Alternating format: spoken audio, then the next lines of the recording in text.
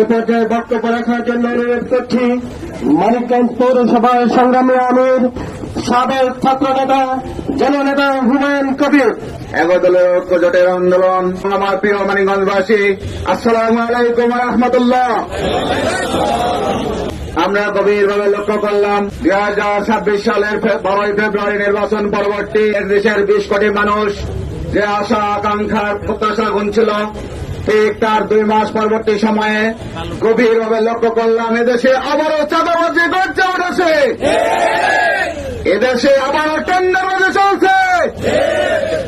এবার আমার এই চাঁদাবাজি, টেন্ডারবাজি এবং ধান্দাবাজিকে চিরতরে বন্ধ করার জন্য আমাদের রাজনৈতিক দলগুলো একটি জুলাই সনদ তৈরি করেছিল, যার জন্য এদেশের 20 কোটি মানুষ গণভোটের মাধ্যমে গণরায় দিয়ে একটি সংস্কার, একটি আধুনিক বাংলাদেশ গড়ার প্রত্যয় ব্যক্ত হয়েছিল।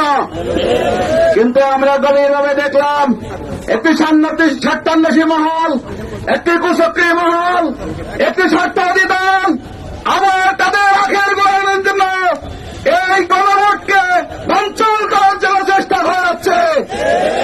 আজ মানিকগঞ্জের পক্ষ